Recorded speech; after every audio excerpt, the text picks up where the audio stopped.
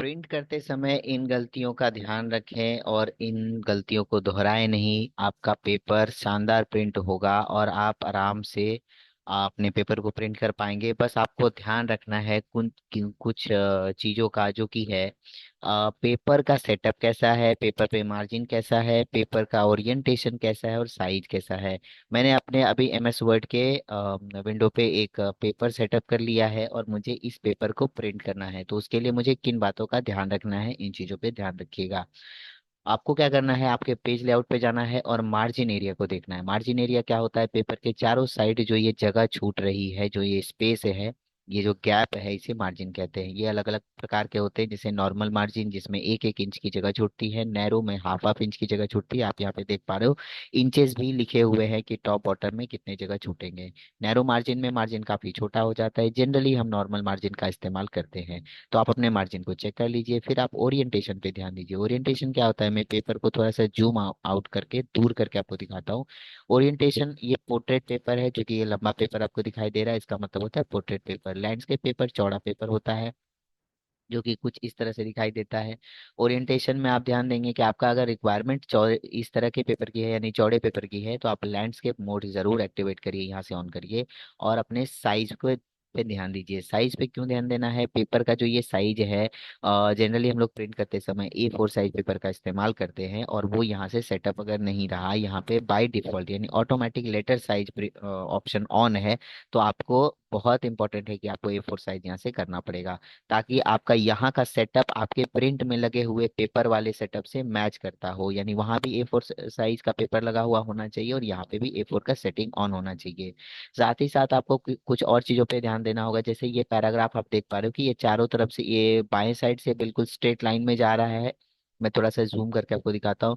ऊपर से ये बिल्कुल स्ट्रेट लाइन जा रहा है, जबकि राइट साइड में ये अरेंज नहीं है, यानी कि आगे पीछे दाएं बाएं है। इसके लिए आपको क्या करना है, होम ऑप्शन में जाना है, आपके पूरे पैराग्राफ को सेलेक्ट करके होम ऑप्शन में जाके यहाँ से जस्टिफाई ऑप्शन को चुनना है। ये अलाइनमेंट को सेटअप करता है, यानी पेपर पे आप किधर से लिखना चाहते हो। ये लेफ्ट अलाइनमेंट है बाएं से दाएं की ओर, ये सेंटर अलाइनमेंट है यानी कि बीच में, पेपर के बीचों बीच। राइट अलाइनमेंट यानी पेपर के दाहिने साइड से, और जस्टिफाई यानी कि पेपर के चारों तरफ बिल्कुल बराबर से ये पेपर को अरेंज कर देगा, आपके मैटर को, सेंटेंस और पैराग्राफ को अरेंज कर देगा। देखिए किस तरह से यहाँ पे अरेंज हो गया है।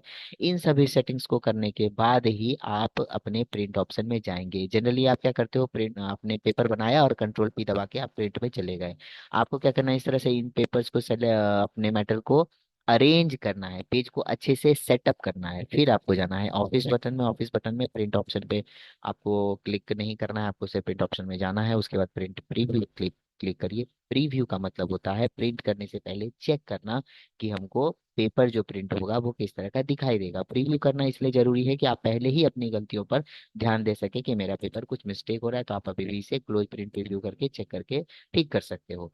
यहाँ पे वापस से आपको मार्जिन का ऑप्शन दिया है, ओरिएंटेशन साइज दिया। अगर अभी भी आपको कुछ गड़बड़ लग रही हो तो आप यहीं से सेटअप करिए। अगर सब कुछ ठीक लगे तो ही यहाँ से प्रिंट ऑप्शन पर क्लिक करिए। प्रिंट ऑप्शन पर क्लिक करने के बाद आपको दो तीन चीजों का बहुत ज्यादा ध्यान रखना है, जो कि है पेज का रेंज।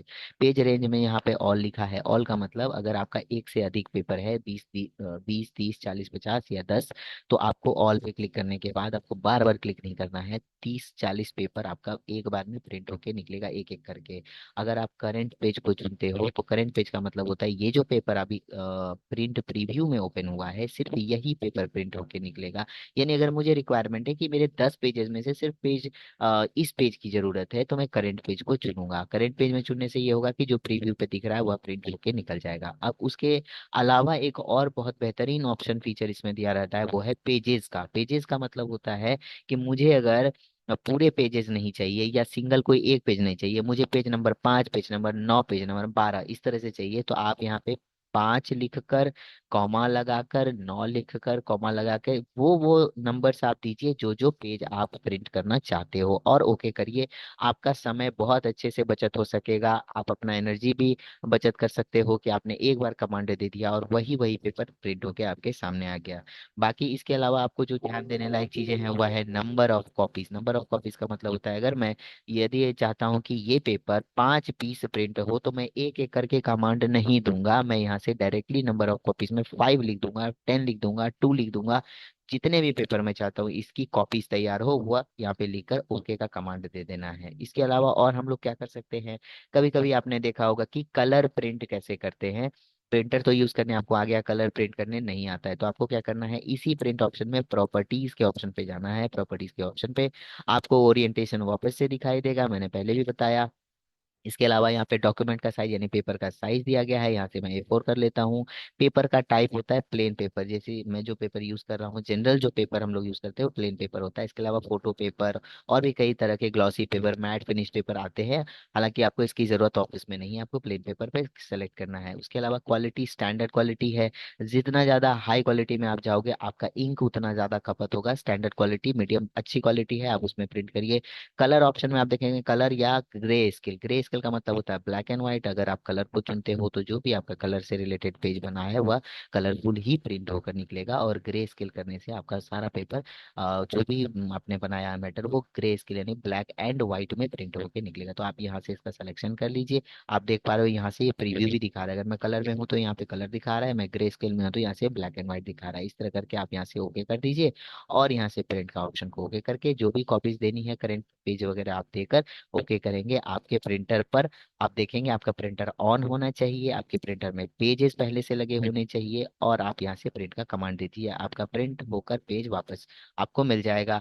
अगर आपको लगता है कि प्रिंट करते समय और भी कुछ मिस्टेक्स आपसे होते हैं और आपसे कुछ दिक्कतें आ रही हैं या इस वीडियो में और भी कुछ कवर करना चाहिए था जो आपके काम का है, तो कमेंट बॉक्स में मुझे लिख के जरूर बताइए।